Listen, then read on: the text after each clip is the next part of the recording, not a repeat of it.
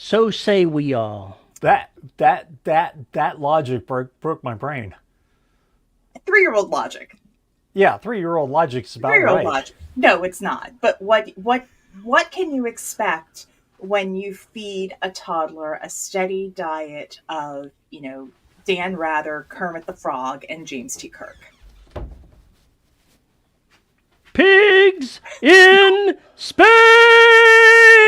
Your mind must be a really scary place. That's all I can say. Isn't that why I'm here? Among my people. I was just thinking earlier today when I can't remember, Rogue did something, and I just heard you say in your brain, "I'm here to be part of the problem." Well, yeah. Like, oh, great. That Obviously, God. that's every week, pal. Yeah, pretty much every week. So we got this interesting little game going on. I described it to Terry a little bit, but Rogue and Shadow will be sitting on the ottoman, and Violet will get up off the couch, and she will come and sniff for Rogue. Rogue doesn't want to be sniffed, so Rogue jumps down from the ottoman and goes to the other side where Violet can't see him. Enter the game. So now Violet is shuffling around the ottoman, in between the ottoman and the sofa where I'm laying, to try and catch this cat. It's slow motion hide and seek going around the ottoman. And at some point, Rogue always gets annoyed and finally stops and waits for the dog to come around and then swats her right across the nose. Which Soft paw or with claws? Soft paw. Soft Okay. paw. No claws. It's a bip. It's a bap. It's a bip. It's what Shadow does to her all the time. So she is not deterred by this at all. However, she's so sweet and gentle, she backs up a step. And just waits. Bobby. I love you. And then he'll back up a little bit and the game starts again. It just this is what goes on in my house now that I have a furry toddler. I like this, though. Whereas my house has turned into a furry bordello. Okay, there's we'll- subgenre. We'll get to that in a second. Oh my goodness. Yeah, now we're talking about something completely different. Howdy, folks, and welcome to another episode of the Dead Robot Society. I am Paul E. Cooley. Joining me, as always, Veronica Jaguar and Terry Mixon. How the hell are you folks? Tired. You look Here. tired. And you look like you're here. I am here. So, V, what the hell has been going on with your life? Oh, so many things. So many things. Let's see. Oh, my kid, the youngest one who is still in school, she took 9th in the conference bowling tournament this past Thursday out of, I'm not sure how many girls, but she got a medal. Yay. She wanted to do better, so we'll see how that happens next week. But yay, she threw things, knocked stuff down, and then did it again repeatedly. So that was cool. Bowling is one of those few sports where you get accolades for blowing shit up. Exactly. And they frown at throwing the ball into the crowd. They do. Yeah, that's true. That's usually not something you do to celebrate. Yeah, No. it wouldn't go well. No. Anyway, sorry. I mean, what used to be hilarious is that my son, when he bowled, he would actually, it was when he was younger, he stopped doing it as he got older, sadly. But if he got a strike, he'd turn around and he'd flex. But you have to imagine this, like, shrimpy little ginger kid with freckles and dimples, like getting a strike and going, yes! And then flexing in the shirt that's too big for him. It was great. I have to repair my cat furniture because Something terrible happened. something terrible happened. Can I do that? I think I see a string hanging down. It's The not that bridge there's a break. string hanging down. It's that usually over here there is a pad, and There's a what? so see that bare? Oh. Yeah, It so- got torn out of the wall. Yes. So what we're thinking is that that is pretty much all the cats will sit at some point or another on that pad or where that pad was. I have the answer for you. You see that I've got a little hole drilled there? They all a screw have in it? those. No, They all have those. the the fifth one in the middle. You see how it's different than the rest? Yes. What I've done is I went to Home Depot and I bought sheetrock anchors, 3-inch screws with little pop-out things, and made a larger hole and inserted that in there and then tightened it up so it's going nowhere. Okay, so it's not that. They actually sheared the wood. Oh. Oh. Yeah. Oh. So yes. So this is going to be repaired, and we're going to put some braces underneath. But the funny thing is, the one that broke it is the smallest one, and we figure she just tried to jump from that to the top of the booth. Because last night we heard this thunk in here. I'm like, crap. I come in and she runs down the hallway, so clearly she's fine. And then I'm like, oh, it looks like something fallen. No, everything is still. Oh, crap. Nice. So, yeah. Here's the plan for you. You go ahead and you take this damaged piece and you complain to your husband's father, the carpenter, and go, it's just terrible the way that they build these things these days. They're just not worth anything. Oh, we can build something better than that. No, I don't. There are certain situations where I should be part of the problem. That is not one of them. I think that would be great to be part of the problem. You'd end up with much sturdier cat furniture. I like my mother-in-law very much. I would like to make sure that she does not have to be in the periphery of that kind of energy. Oh, because then Lord. he'll try to do it at his house with their cat, and he'll try to do it at my sister-in-law's place with their cats, and their cats are even bigger than my largest. I am totally not seeing the downside here. I know you're not, but all cats deserve sturdy cat furniture. They do. And speaking of which, I now there are 2 additional cats in my family. They're not here in my house, but my oldest actually adopted 2 for his birthday. The Broward County Animal Control waived all of their adoption fees for October. And so he and his roommate took advantage of that, and they now have Philip, who actually is a short-haired version of Sassy. Mm-hmm. I saw the picture. And he is very, very energetic. And then we have Peanut, who is a little tortie girl, and who I told my son, I was like, torties usually have attitude.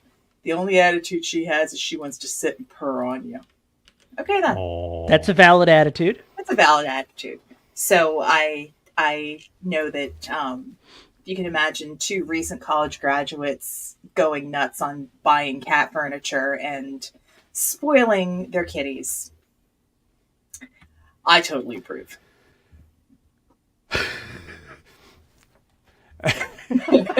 Yes, Jim. Writing is great and all, but have you heard about cats? I was going to say, when did this become the cat chat? But apparently, that's just the way things work. Anything creative related?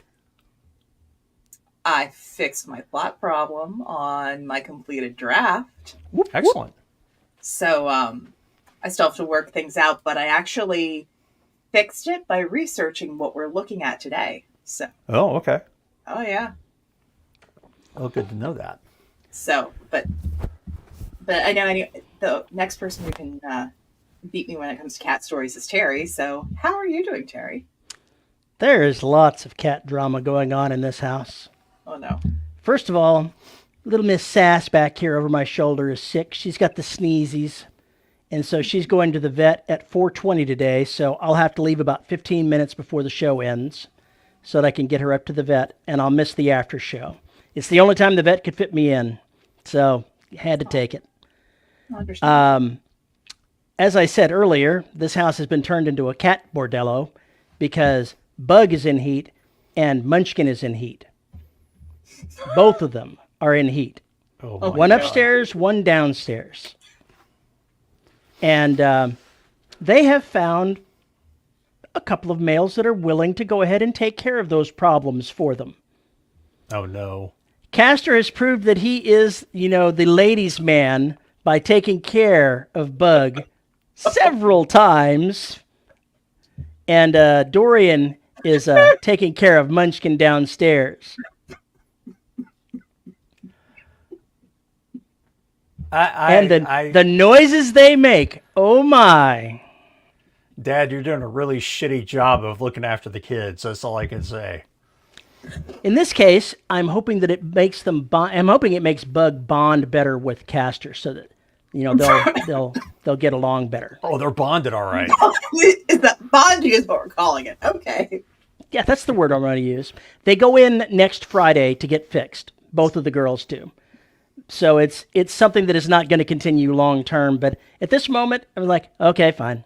Just go ahead and get your jollies, and we'll just move on from there. Oh my God.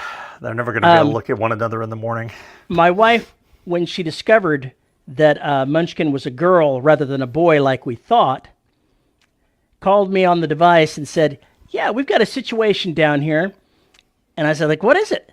She says, well, let me describe how Munchkin's behaving. And she did.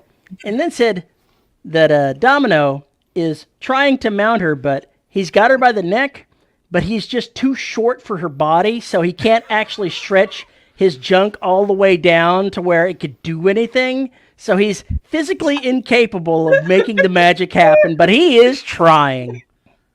Oh my God. Wow. Oh my gosh.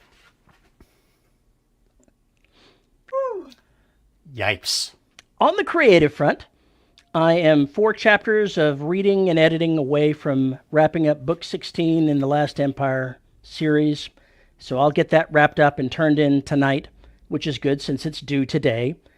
And that's it. The series is done. Wow. Nice. 3 years of my professional life. Congratulations, man. I don't know what I'm going to do with myself. All right, next one. Got to start a new series now. Actually, the very next thing that's going to happen is I'm going to spend a week to finish reading through the Last Empire book and get it off to the editor as well, and then start on the next series. New characters. I haven't written anything with new characters in a very, very long time. I was going to say that's going to be odd for you for a while, I think. New setting, new technologies, new everything. It is... I'm not going to say it's intimidating, but it's like I'm sitting here going, I don't remember how to do this. This was like years and years ago. I've been writing the same series for like forever. You start the way you started last time. You fly by the seat of your pants and get the shit working. That's exactly what I'm going to do. I've already got it figured out. The next series is basically going to be a cross between Ethan Hunt and Raiders of the Lost Ark. So it'll be fun. All I have to do is get into the mode of having fun, and everything else will figure itself out. Sure. I got to say that writing the last chapter of this, the epilogue, is what they're going to call it, but it's the last chapter of this, was an emotional experience. I get that. Yeah. I get that. I had one of those at the end of Trident for different reasons, but it was emotional just basically putting the end on something that had taken me 4 years of my life. So I understand completely. Mm-hmm. I understand completely. What else you got? That's about it. Other than the last couple of days, having been 8:30 in the morning to 11 p.m. at night working on this to try to hit this deadline, I've got nothing. I can tell you that I've learned one thing in the writing of these last few books, that I've set a new pace that I'm going to hit for the next set of books. And I'm going to write 3 chapters a day rather than 2, because I was able to do that without any real issues. And I'll try to go ahead and I could read more when I'm doing the editing, but I'm going to restrict myself to reading 3 a day as well, because it's a very, very sustainable pace. It doesn't feel like I'm stretching over much. And if I don't skip a day, it's writing an entire book in 2 weeks and editing it in the same 2 weeks, or different 2 weeks, obviously, which is still pretty damn fast. It's incredibly fast. That's pretty good.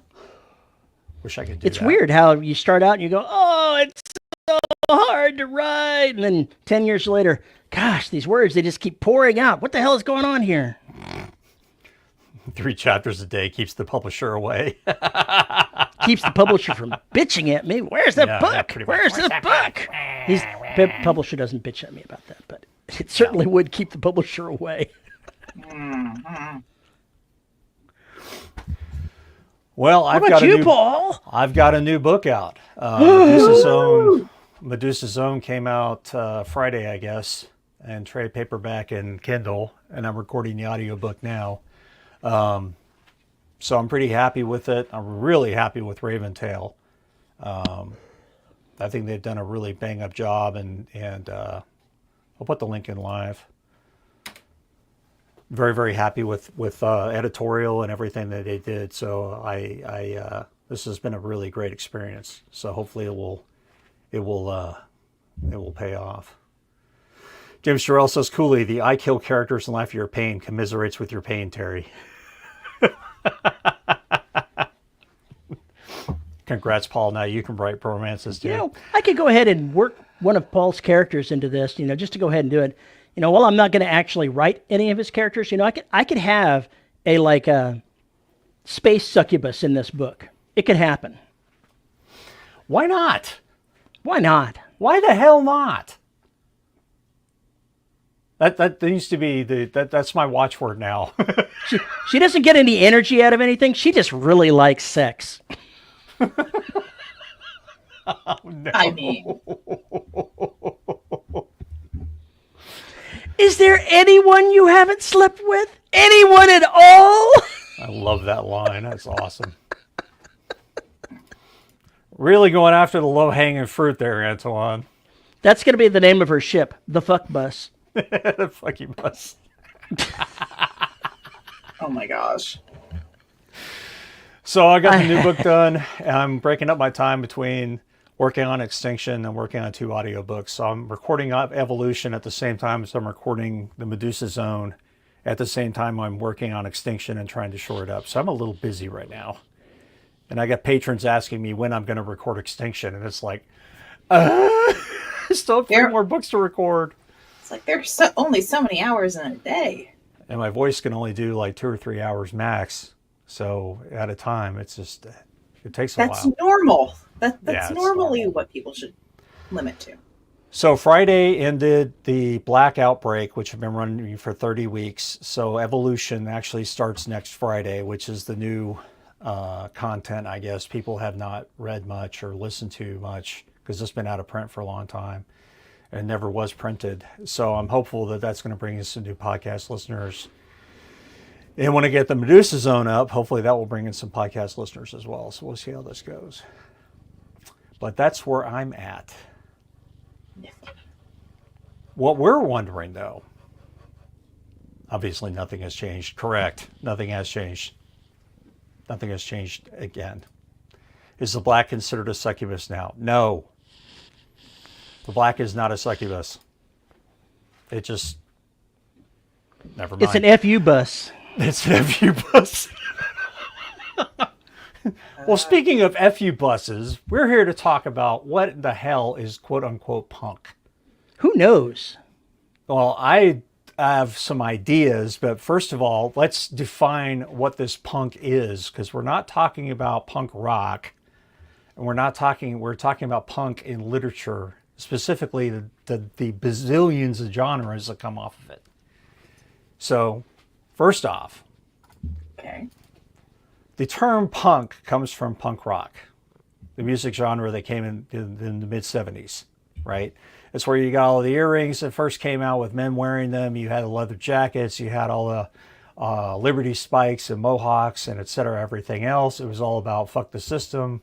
And that was a really big deal up until, basically until the 80s, when it kind of went underground again, which is interesting to me. But that attitude of fuck the system and being against dystopians and everything else kind of found its way into literature. And of course, the easiest one is Cyberpunk. The first one I can remember actually having a name to it. And if you think about Cyberpunk and you compare it to punk rock, they're similar and not similar at all. What is similar is the idea that you do have a dystopia and you have characters fighting against it. That pervades a lot of the different punks, but it's not necessarily a requisite, as we'll see from other definitions. But essentially, cyberpunk is marked by high tech, low life. So everybody's got a really shitty life, but they live in a high tech dystopian society. So it brings in this different dynamic. Basically, there is no middle class. You've got the uber wealthy, and then you've got the proles on the bottom. And that's pretty much the way Altered Carbon, for instance, I would say is definitely cyberpunk and biopunk. It's both of those things. But that's all part of the ethos or the psyche of these particular genres. Is that attitude still kind of stays the same, and even if the average person has accepted this reality, the character is either fighting against it or becomes aware of it in a way that changes their relationship with it. I think that's the way I think of it in literature if you're going to carry over the punk part. But now you have all these other genres that come off of it. Steampunk. I haven't read much steampunk. I've read a little bit. So here's my experience with steampunk. Steampunk usually involves, obviously, steam engines and things like that, technology from that era that has been scaled up and works ultra efficient and is everywhere, just like electricity is everywhere. You have all this stuff going on. But in the steampunk that I've read, there's almost always an overreaching government of some kind or villain of some kind that has, their fingers in the kingdom or whatever else. Usually the steampunk stuff that I've read still has that kind of dystopian feel to it. There's often it can be set in like Victorian times. I've seen that a lot. But there are aspects of steampunk where you got the tech. I've seen it mixed with magic. So the world itself and the pieces of it, there is that blurring of technology and magic, and our alarm is going off. Lovely, and there's a, like you said, there's a classism war, and there's some kind of big bad, and it may be a big bad that's a warring pseudotech. It may be a big bad that is an upper class versus the lower class. It may be a standard, something from history that is a big bad. And it's just now been tweaked to have another scientific or paranormal aspect. It's an alternate reality. It's an alternate reality. A lot of what, when you throw that punk on there, it is alternate reality, because steampunk, or one of my favorites, dieselpunk. Yeah, dieselpunk. Which was my solution to my draft, among other things. But dieselpunk is post World War II. And technologies there. There's also like atom punk and kind of space punk. So where you have the new age spacey sort of things. We'll get into those in a minute. Oh yeah. But again, it's how do you take the technology of the time, scale it up, and throw a little extra science or a little extra fantasy in there. And, make it shiny. Make it shiny. Yeah. Yeah, that seems to be basically steampunk. I would think it would be in a reality would be completely choked with smoke and coal dust and everything else in my brain. Yeah. But it's not, because in steampunk at least the stuff that I've read is we'll get to that in a minute, James. They figured out a way to mitigate that. They figured out a way to basically put a catalytic converter on there that turns the stuff into non-coal ash.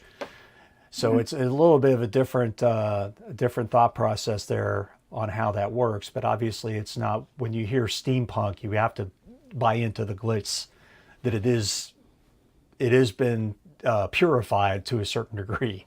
Otherwise, there's no way that world would work. Yeah, there's a good amount of hand wavium going on there.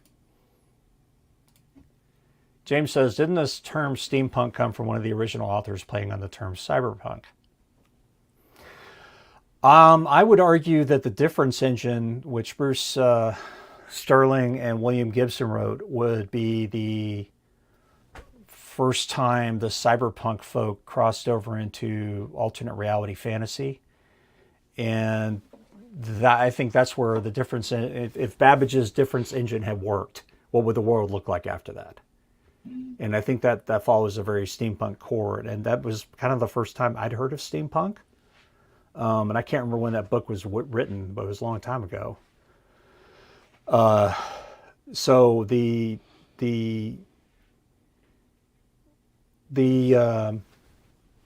way all that's come together for me anyway, at least in my head, is looking at steampunk as kind of like Star Trek TNG. It just happens to be in the 1800s. We're stuck in the 1800s. Yeah. Late 1800s. Yeah, So Victorian era Star Trek. It's like they went, Yeah. somebody dialed up the holodeck really weird and they went to go play. Yeah. I would totally like to see Picard dressed up like a steampunk person. I totally would pay money for that. That would be awesome. Number one, what's happening with the computer? Brett says steampunk is a genre that imagines how different the past might have been had the future come earlier. Yeah. Ooh, yes. Yes. That's a good explanation. Yeah. I like that. Yeah. There's also James wrote in live, okay, the term steampunk first appeared in 1987 in a letter sent to Locust magazine by American writer Kevin Jeter. The author jokingly used the word steampunk to describe the Victorian fiction he was writing with his acolytes, Tim Power and James Blaylock. The term punk was basically a parodic reference to cyberpunk because the libertarian ideology of punk is much less pronounced in steampunk than in cyberpunk. Interesting. Okay. And thank you, James. Thanks for that. That's quite interesting. So that's just another kind of punk, quote unquote. It doesn't have to have the leather jackets and the spikes and the hairdos and everything else. Although in Victorian times, how scandalous would that be? Ankles, no. Oh my God! Can you imagine? I want vanking punk. So we talked about cyberpunk. Okay. And I think it was last week or the week before, maybe it was even when I brought this topic to your attention. You said something about atom punk. Yeah. I had never heard of such a thing. So let me go. So this was when I was researching a couple things. Essentially, I was trying to. Okay. Okay. Atom punk, I find it relates to the pre-digital period of 1945 to 1969, including mid-century modernism, the atomic jet, and space ages, communism, neo-Soviet styling, and early Cold War espionage, along with anti-communism, Red Scare paranoia in the United States, underground cinema, Google architecture, Sputnik and the space race, comic books and superhero, or Googie architecture, sorry, and the rise of the American military-industrial complex. Flash. So I'd argue that stuff like The Man in the High Castle, that would fit under atom punk. Because you're looking at. That's not very punkish. Well, no, it actually kind of, I think that's just alternate history. It's alternate history, but there are different technologies that come through that are. I hear what you're saying, but I don't agree. I don't think it's enough to make it into Okay. that. So I'll offer another, and then I'm going to give you a different punk explanation after it. The duology by Mary Robinette Kowal, The Calculating Stars, would fit into atom punk because it crap. One of the comments I'm going through. Okay, so So Brett points out, steampunk is a genre that imagines how different the past might have been had the future come earlier. So in the Calculating Stars, the inciting event forces the space age technology to accelerate and go faster so that certain world events have to take place. So there is newer technology. It begins with a dystopia, so it could be considered atom punk, but it actually fits into what is considered hope punk, which is so hope punk is an answer to your darker dystopia stuff, because at some point people got tired. So hope punk kind of had a rise in the 2010s. And it was, they were tired of hearing how awful everything is. Can't we have a story with a happy ending? No, Can't we have a fuck story that. where, I know, but who is the audience I'm talking to? But, can we do something where we fight and win and everything like starts to get better? And yeah, so like Xander says, it's an answer to Grimdark. Oh, you mean so all the characters aren't complete and total shitbags? They're all angels? Exactly. That's just not a story I want to read. Well, they're not angels, but it's working towards a better. Those sound like boring piece. ass characters to me. What you're describing is a bunch of TNG clones. I'm saying that there is still a struggle. There's character driven stuff, but there is a light at the end of the tunnel. Okay, so if we're going to go with that, then I would say TNG has light. Yes. Has a lot of light. Yes. I would think most of the Star Trek universe does. Mm-hmm. Most, I said. There's always exceptions. I can't remember the term, and I'm going to have to search around and see if I could find it again. But in between dystopia and utopia, there's another kind of topia that is not the ultra negative. It falls in between with problems still in society, but that more hopeful thing of actually trying to step in and fix it. That's the whole goal of those, is people stepping up and fixing the problems of society, working with what they have rather than what they wished they had. Okay, I can buy I that. think it begins with a P, but I just cannot think of it off the top of my brain. Let's see. There. How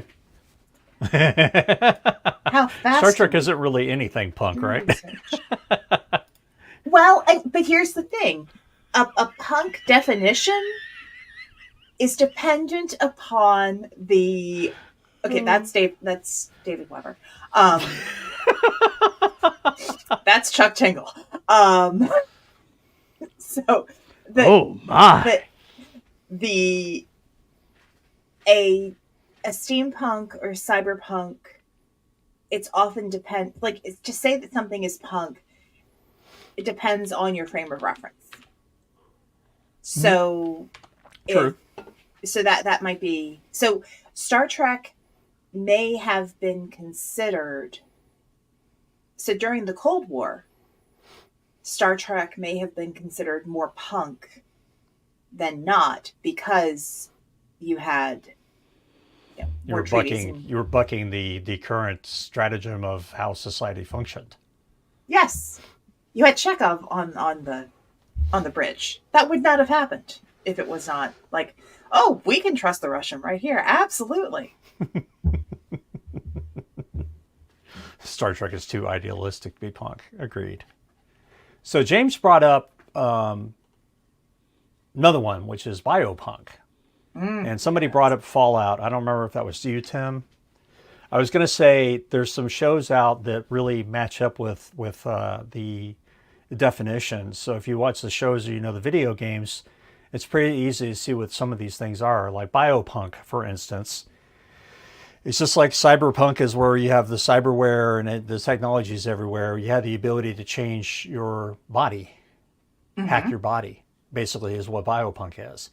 And I guess the most egregious video game of that would be BioShock. The BioShock series is really interesting because it combines steampunk and Biopunk together. It fuses them together and adds some what I would consider magic to the mix too. And it's a very interesting setting because you have it. It's set in the 1950s kind of America that's locked in this, and it was supposed to be a utopia, and it turned completely dystopian. And it's a really interesting. The first two games in that series are really interesting because one takes the fascist dictator look at things from that, and then the other one is looking at the Great Society and communism and how that failed in the domes. So it's really interesting from that standpoint. But that's a good version of Biopunk, and of course I would say Alter Carbon is also Biopunk, as well as Cyberpunk. Is it possible to be punk in the absence of some overarching system? I don't think so. I think in order to be punk, you have to have some kind of system that's overarching it. Now, that system could just be an oligarchy. That system could be something like AIs or whatever else that basically control the system. But I think in order for me to think it's punk, it's got to have that. That's got to be part of it. You've got to have some kind of organization or whatever that basically you're kind of pitted up against either ideologically or accidentally. Regardless, you've got to have something along those lines and for it to match that for me. But I don't write the definitions that go in, in the genres and everything else. So I think it just depends. Xander says, anytime I think punk, I think a rebellion of society's social norms, any establishment, any authoritarian pursuing personal freedoms. Get it?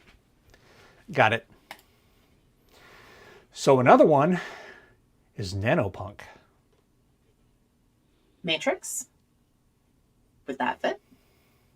I don't think so. Prey by Michael Crichton is one that they go after. Nanopunk is such an interesting idea because the nanites scare the shit out of me. I've used them in the Derelict Saga, and there's a book that I want to write where they are used differently than they are in the Derelict Saga. They're used as a weapon. But that also has a lot of craze to it. If everybody's got nanites, what are these nanites doing? You start getting into how does that affect the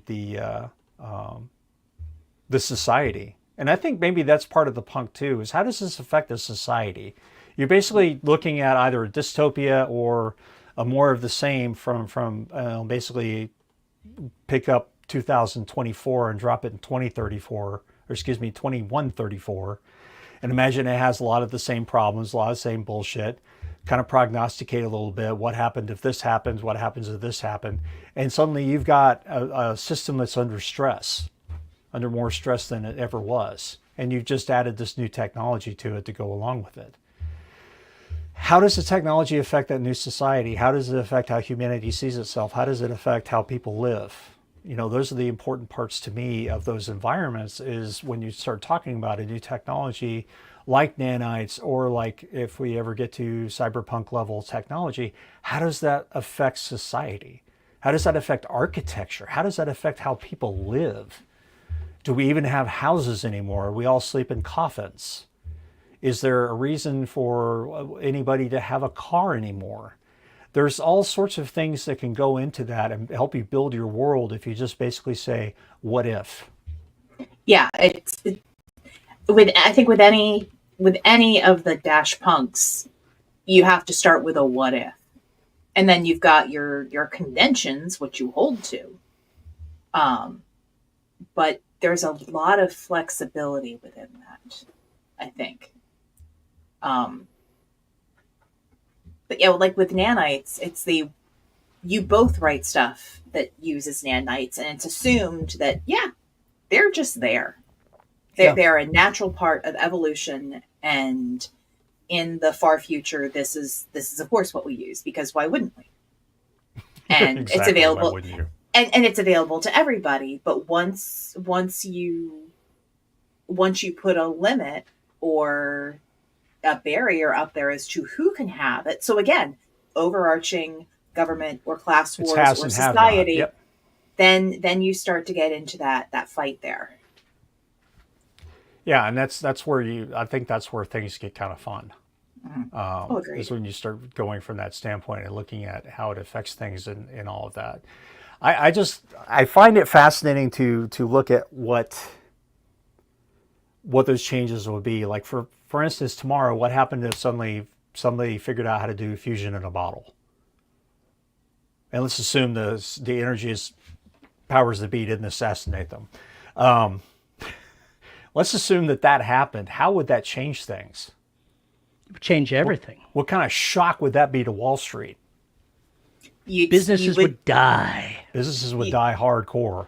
And you would still have a have and a have-nots. You'd have stuff would be functioning on just the sheer bit of, do people understand what that does? Because your have and have-nots would be limited not just by access to that technology, but understanding of the technology. And that it almost gives you a quadrant of, do you have access to it but can't understand it? So that would be your corporate bigwigs who have to have everything delivered to them in a one-page summary between, their lattes and cocktails. And then you have the ones who do understand it and have access to it.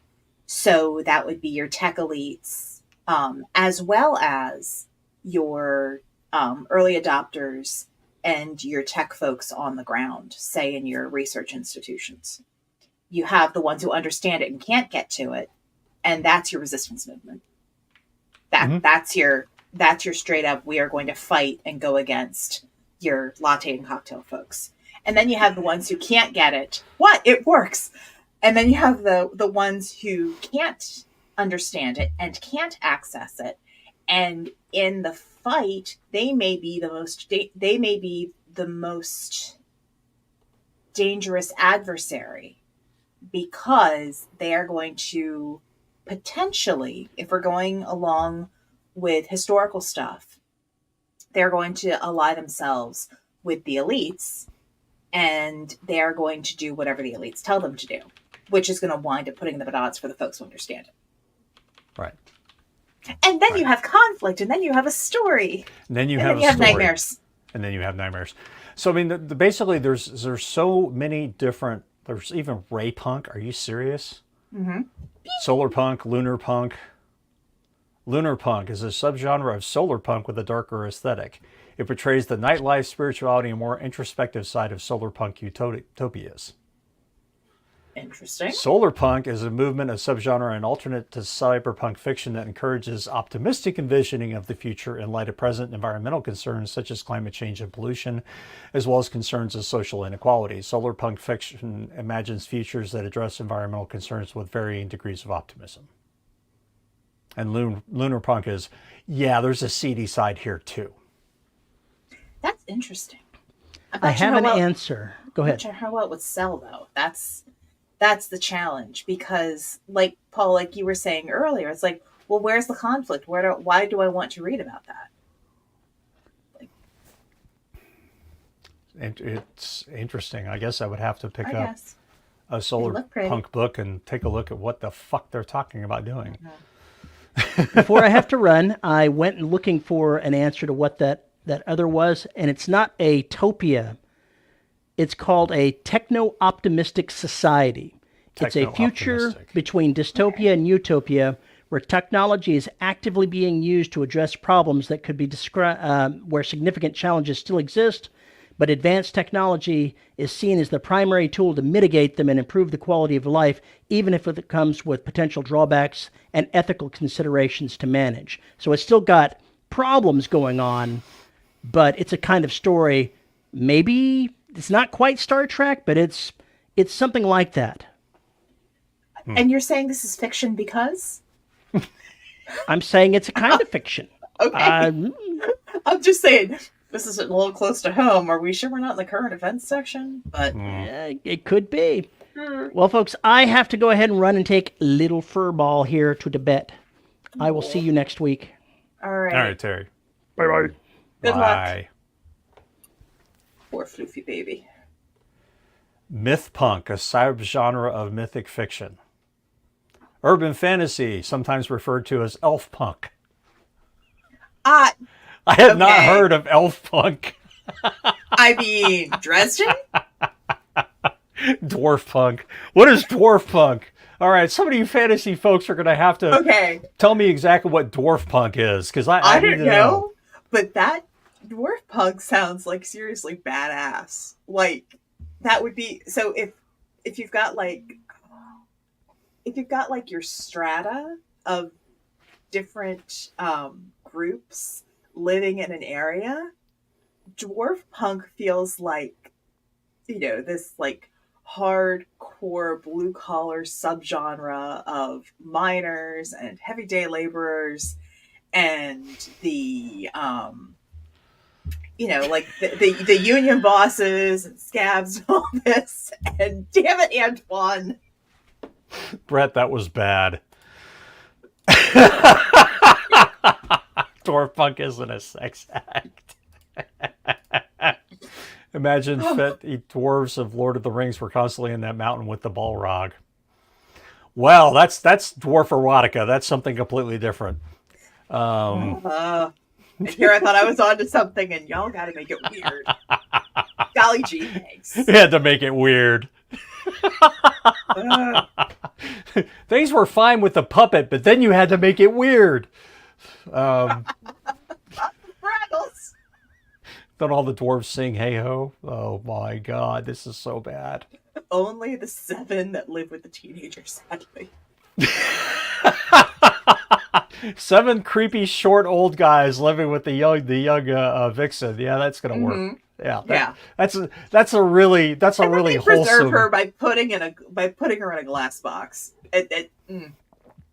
There are so many things thematically wrong with that entire story. It's just yeah. Oh goodness. So these are all the punks that I was able to look up and find. I'm sure there's others. Brett made a really good point, which is, where was it? Punk is probably dead with this many subgenres. I would say that is correct. Mm-hmm. True punk is dead, and these terms really have kind of lost their meaning. So from that standpoint, because they're really more about the technology in most of the books than they are about the punk ethos or aesthetic. But cyberpunk usually does have the corporations, the dystopia and everything else, and oligarchs ruling everything. That's kind of a mainstay. I don't think I've ever read cyberpunk that didn't have that. Yeah. I just don't think that you can do that without having that in there, because it's just part of the genre. Yeah, punk has become an aesthetic more than an underlying theme. Mm-hmm. Yes. Yeah, I would think so. So it's just interesting to look at it, because you can kind of find out that you've got some punk elements in your writing. If every once in a while you'll look up and go, oh, wait a minute, what am I writing here?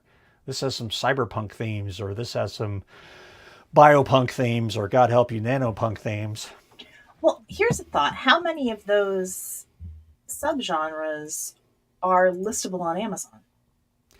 That's a really good question. I don't know the answer to that. Because if you are writing something and it has enough characteristics that it ticks that box, are you doing yourself a favor by categorizing it in that in that niche, rather than something that may be better known? So is it a sci-fi thriller, or is it cyberpunk?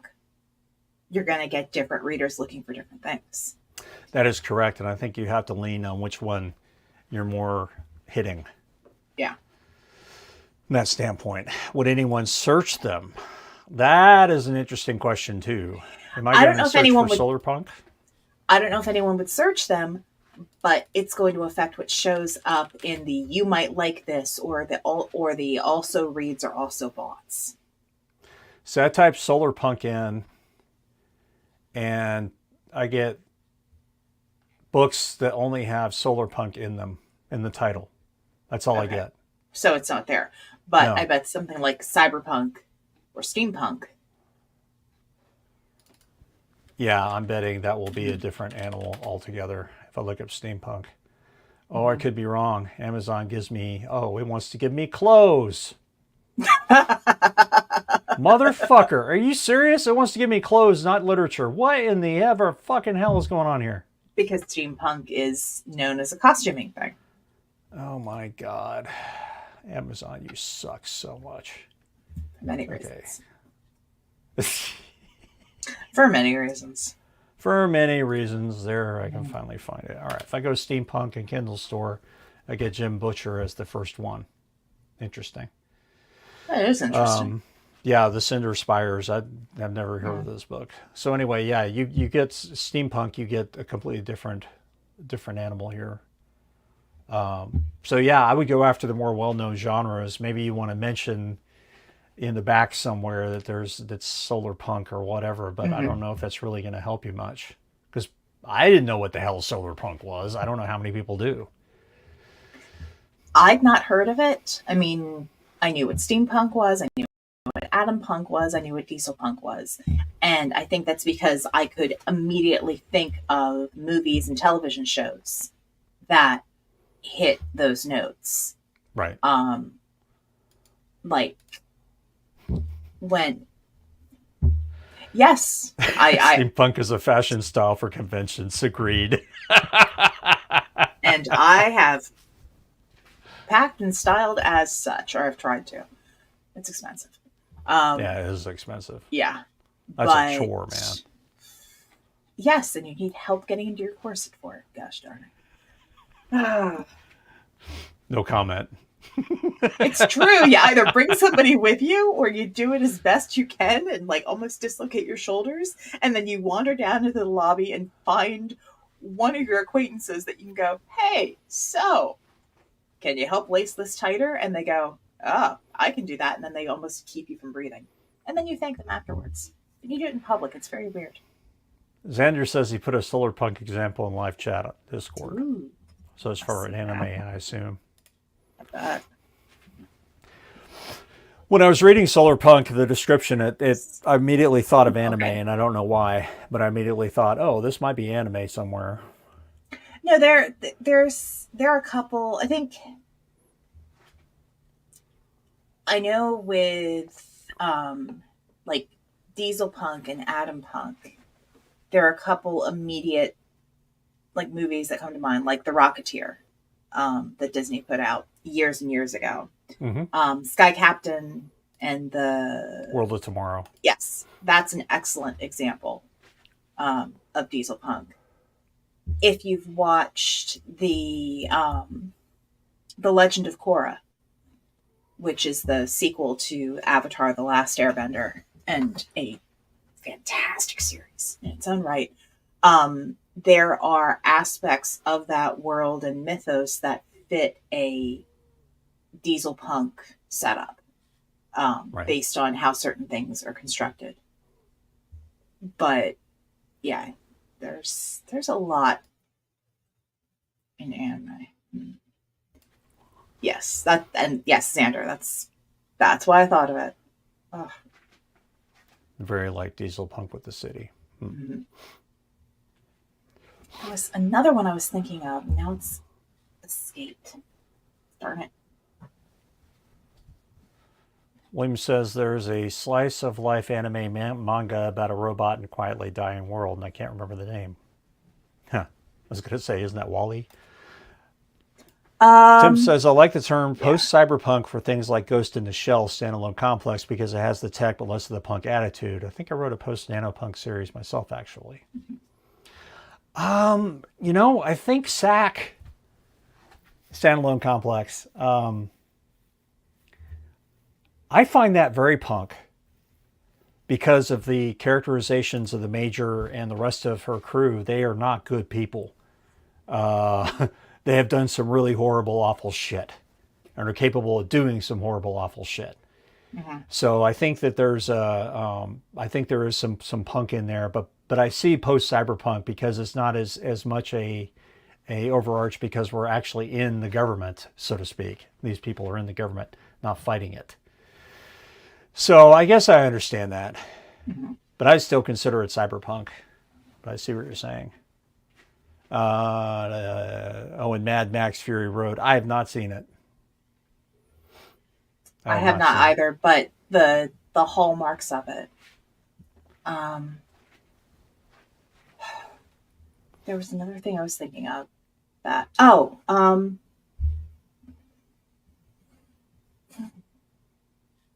Where? Here's a question, and this is probably more for chat. Your Gundam based animes and mangas, how many of those would be considered biopunk in terms of body modification and technology that demands inclusion of that runs wetware. on? Yeah, thank you. That's a yes, wetware that requires, and it's either symbiotic or destructive. Actually, by that, the Iron Widow, the book The Iron Widow, could fit that, but there's actually it could, because the technology that's there is mostly bio based and chi based. So actually, that begs the question: if you've got something that follows a more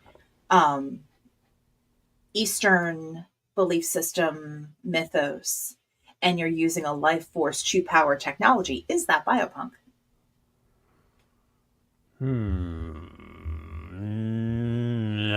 Or does there have to be that class or society fight in there to have a punk-esque thing? Well, like they've said in the in the comments, the punk part has become more of the aesthetic of the genre than it has anything to do with what's actually punk. Okay. So I think if I call something cyberpunk, it's going to be William Gibson's style with the, that kind of organization and everything else. And Derelict Saga was, I guess, kind of an attempt at that, because that's kind of what the AIs are. in Solar Beyond, they certainly are. Mm-hmm. So there's some questions about how all that fits together and how you describe what that is in the genre. And I guess what we're saying from all of this, I'm seeing in chat, is that you kind of have to be very particular about what you're where you're planting your flag in your genre and these subgenres. And then the question is, do you really want to plant your flag in the subgenre? Mm-hmm. And that's a question only you can answer. Yeah, but if you can't meet the majority of the promises, tick the that boxes are expected, don't go for it. Have hints. You can have hints and flavors of it. So this reminds me of this, but don't market it if that's not exactly what you're intending for it to be. Yeah, you may want to put on the back has cyberpunk themes or something on those lines, rather than putting in cyberpunk, depending on what it is you're writing. Mm-hmm. And I can see that. People do that all the time. It's basically not a horror book, but will remind you of suspense of blah, blah, blah, blah, blah, whatever. So there's just a lot of moving pieces to this. And as always, when you're planting your flag in your genre, do the market research enough to see what books are actually in those categories.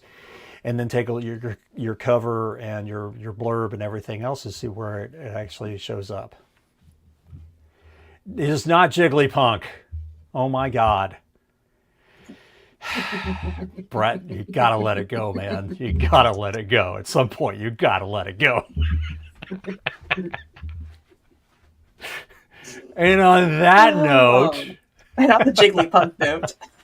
If you would like to talk to us about this episode, or complain or something, especially about Brett, you can send an email to show@deadrobotsociety.com. You can find us on Facebook at the Dead Robot Society Writing Community.